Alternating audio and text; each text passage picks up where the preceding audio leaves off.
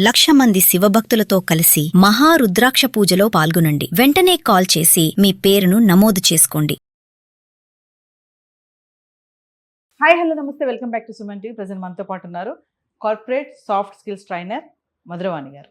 నమస్తే మ్యామ్. నమస్తే అండి. మధురవాణి గారు, మనం లే ఆఫ్స్ గురించి మాట్లాడుకుంటే ఇండియాలోనే అనుకున్నాం, కానీ ఇది ఏంటంటే అమెరికా వరకు కూడా వెళ్ళిపోయింది.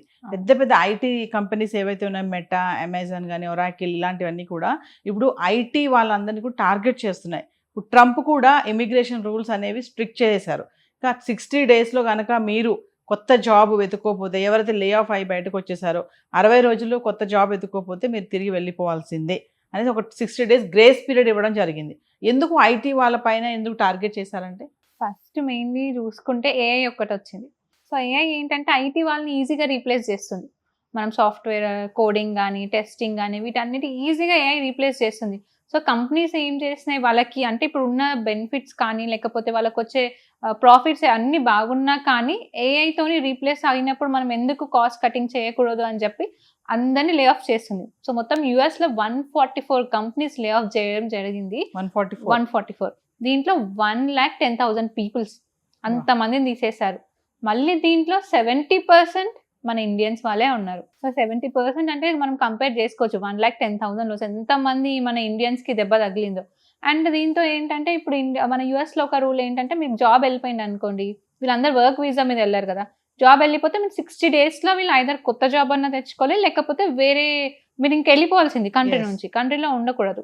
సో కొందరు ఏం చేస్తున్నారంటే ఇప్పుడు H1B నుంచి టూరిస్ట్ వీసా కూడా చేస్తున్నారు. సో టూరిస్ట్ వీసా చేసుకుంటే ఏంటంటే వీళ్ళకి కొంచెం టైం దొరుకుతుంది. అంటే ఇప్పుడు మనం అక్కడ ఏఐ వల్ల మొత్తం లే ఆఫ్సే ఉన్నాయి. ఈ లే ఆఫ్ సిచ్యువేషన్లో జాబ్ రావడం చాలా కష్టం. అది కూడా 2 monthsలో రావడం ఇంకొంచెం కష్టం. సో అందుకని ఏం చేస్తున్నారు, స్టూడెంట్ వీసా కానీ, లేకపోతే టూరిస్ట్ వీసా ఇలా కన్వర్ట్ చేసుకొని వీసాని ఇంకొన్ని రోజులు ఎక్స్టెండ్ చేసుకొని మళ్ళీ జాబ్ తెచ్చుకునే ప్రయత్నం చేస్తున్నారు. అంటే ఐటీ వాళ్ళందరూ ఇప్పుడు ఇట్లా బయటకు వచ్చేస్తే, అంటే ఇండియా ఒక కనుక రిటర్న్ వస్తే వాళ్ళు అక్కడ ఉద్యోగం పోయి ఇక్కడ ఉన్నటువంటి కంపెనీస్ వాళ్ళని టేక్ ఆఫ్ చేసుకుంటాయా? అంటే వాళ్ళ టాలెంట్ ఉంటే ఇక్కడ కూడా తీసుకుంటారు. బట్ అందరికీ వస్తుందని చెప్పలేము. మనకు ఇక్కడ మన దగ్గర కూడా లే ఆఫ్ చూస్తున్నాం మనం. ఎందుకంటే ఇప్పుడు వాళ్ళు అక్కడ కోడింగ్ టెస్టింగ్ చేసి ఇక్కడ కోడింగ్ టెస్టింగ్ వాళ్ళకు కూడా ఏఐతోని మనం రీప్లేస్ చేస్తున్నాం. కాకపోతే వాళ్ళు వచ్చిన తర్వాత వాళ్ళ టాలెంట్, ఇప్పుడు మనం అక్కడ నుంచి వచ్చిన వాళ్ళందరూ మళ్ళీ కంపెనీస్కి వెళ్తున్నారని లేదు. మనం ముందు మాట్లాడుకున్నట్టు డిఫరెంట్ జోన్లోకి వెళ్ళిపోతున్నారు. ఓన్లీ సాఫ్ట్వేర్ అనే కాదు. ఇప్పుడు మనము చాలా మంది సాఫ్ట్వేర్ అంటే అక్కడ అంతా వర్క్ చేసి వర్క్ స్ట్రెస్ ఏంటో తెలుస్తుంది కాబట్టి ఇక్కడికి వచ్చి కొత్త ఆప్షన్స్ వెతుకుతున్నారు, కొత్త ఆపర్చునిటీస్ వెతుకుతున్నారు. అంటే అక్కడ సాఫ్ట్వేర్ నుంచి వదిలేసి వేరే అంటే లైక్ అగ్రికల్చర్ కానీ, ఫార్మింగ్ అని, లేదా బిజినెస్ పెట్టుకుంటున్నారు. చాలా మన ఈ మధ్యకాలం చాలా ఆర్టికల్స్ కూడా వచ్చాయి. సాఫ్ట్వేర్ ఇంత ప్యాకేజ్ ఉన్నటువంటి సాఫ్ట్వేర్ జాబ్ వదిలేసి కొంతమంది వదిలేస్తున్నారు, కొంతమంది ఉద్యోగాలు పోతున్నాయి అనుకోండి. అంటే ట్రంప్ ఇమిగ్రేషన్ రూల్స్ ఎందుకు ఐటీ వాళ్ళపైన ఎందుకు టార్గెట్ చేసింది అంటే, ఇప్పటి వరకు H1B వీసా కానీ, గ్రీన్ కార్డ్ కానీ, అక్కడ వలస వచ్చినటువంటి వాళ్ళపైన కానీ టార్గెట్ చేయడం చూసాం. ఇప్పుడు మళ్ళీ ఏంటంటే ఐటీ వాళ్ళపైన ఎందుకు పెట్టారు అని అంటే, ఎందుకంటే మనం ఎక్కువ శాతం మన ఇండియన్ టెక్కీసే ఉన్నారు. సో ఇప్పుడు ఐటీ వాళ్ళని తీసేసి సగం మన ఇండియన్సే వెళ్ళిపోతున్నారు కదా. ఇప్పుడు 70% లే ఆఫ్ చేసి, ఇప్పుడు 70%లో మనం అందరికీ జాబ్ వస్తుందని మనం కన్ఫర్మేషన్ ఇవ్వలేము. మేబీ 20% మెంబర్స్కే రావచ్చు. ఇంకా 50% అయితే వాళ్ళకి 2 monthsలో వెతుకోలేరు కదా.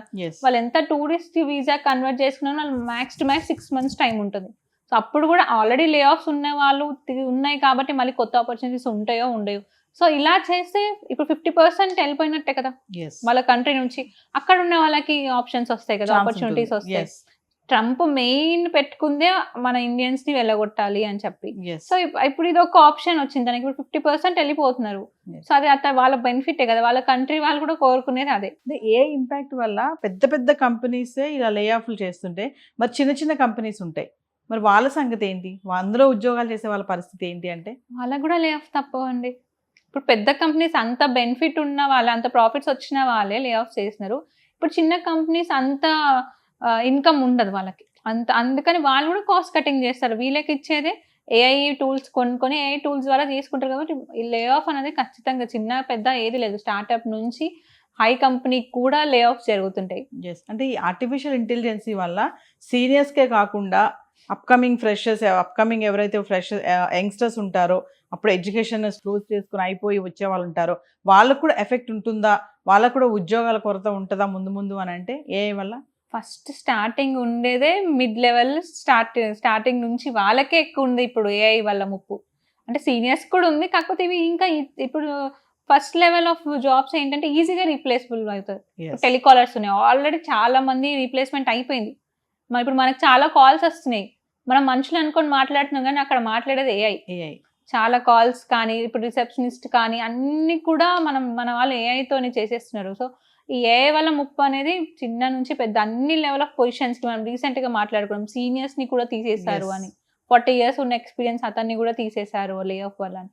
సో కంపెనీస్ ఏంటి ఎంప్లాయీస్ గురించి ఆలోచించట్లేదు, వాళ్ళ కాస్ట్ కట్టింగ్ గురించి ఆలోచిస్తున్నారు, వాళ్ళు ఎట్లా బెనిఫిట్ అనేది చూస్తున్నారు. కానీ ఇప్పుడు వీళ్ళు ఇన్ని రోజులు మనతో లాయల్ గా పనిచేస్తారు ఎంప్లాయీస్ కి, వాళ్ళ బెనిఫిట్ చూడట్లేదు. సో అంటే ఇంక నమ్మకం దాంతో పని లేదు, ప్రొడక్టివిటీ వచ్చిందా లేదా. అంటే మేడం ఫైనల్ ఒక విషయం చెప్పండి, అంటే 60 days లో కనుక వేరే జాబ్ రాకపోతే వాళ్ళు తిరిగి వెళ్ళిపోవాల్సిందేనా? ఖచ్చితంగా వెళ్ళిపోవాల్సిందే, మీరు ఒక్క రోజు కూడా ఎక్స్ట్రా ఉండడానికి లేదు. ఇన్ కేస్ మీరు చాలా మంది వేరే దారులు వెతుకుతుంటారు, షార్ట్ కట్స్. ఇప్పుడు మనం ఇది అనుకున్నాం టూరిస్ట్ వీసా లేకపోతే స్టూడెంట్ వీసా కూడా చేశాను, కానీ దానికి కూడా చాలా స్ట్రిక్ట్ చేస్తున్నారు. ప్రతి డాక్యుమెంట్ డబుల్ చెక్ చేసి అన్ని ఓకే అనుకుంటేనే వాళ్ళకి ఆ వీసా వస్తున్నారు, లేకపోతే ఖచ్చితంగా 60 days లోపు వెళ్ళిపోవాలి. ఎందుకంటే ఇప్పుడు మనం చూసుకుంటే జాబ్ సడన్ గా వెళ్ళిపోయింది, వాళ్ళు ఆల్రెడీ అక్కడ హోమ్ ఈఎంఐ, కార్ ఈఎంఐస్ అనేవేవో చాలా తీసుకొని ఉంటారు. అక్కడ ఒక ఫ్యామిలీ ఎస్టాబ్లిష్ చేసుకున్నారు కదా వాళ్ళు, 2 months లో వదిలి వెళ్ళాలంటే వాళ్ళు ఎంత స్ట్రెస్ కి గురై ఉంటారు ఫ్యామిలీతోని. అది కాకుండా వాళ్ళ స్టేటస్ అంటే ఇప్పుడు యుఎస్ నుంచి ఇండియా వచ్చే వాళ్ళు, అది కూడా జాబ్ వెళ్ళిపోయి వచ్చింది అనుకుంటే ఆ రిమార్క్ ఎలా ఉంటుంది, ఒక చాలా మెంటల్ డిప్రెషన్ కి గురవుతున్నారు మన ఇండియన్ టెక్కీస్ అక్కడ. సో ఏదేమైనా ట్రంప్ తీసుకున్న నిర్ణయాలు, అటు సెటిల్ అవుతున్నారు, అక్కడ సెటిల్ అయిపోయాము మనకి ఏమీ స్ట్రెస్ లేదు అనుకునే వాళ్ళకి, ఇటు కొత్తగా వెళ్ళే వాళ్ళకి, చదువుల కోసం వెళ్ళే వాళ్ళకి, ఉద్యోగాలు చేస్తున్న వాళ్ళకి కూడా చాలా టెన్షన్ తెచ్చిపెడుతున్నాయి, ఎట్టకేలకు తెచ్చేటటువంటి కొత్త రూల్స్ అనుకోవచ్చు. తప్పకుండా అనేది అంటే అక్కడ స్టూడెంట్స్ నుంచి వర్కింగ్ నుంచి ఎవరైతే సెటిల్ అయ్యారో వాళ్ళకి కూడా టెన్షన్, ఎప్పుడు ఏమవుతుందో తెలీదు, ఎప్పుడు వెళ్ళిపోమంటారో తెలియట్లేదు, అట్లాంటి ఒక సిచ్యువేషన్ క్రియేట్ అయిపోయింది అక్కడ యుఎస్ లో. Thank you. Thank you.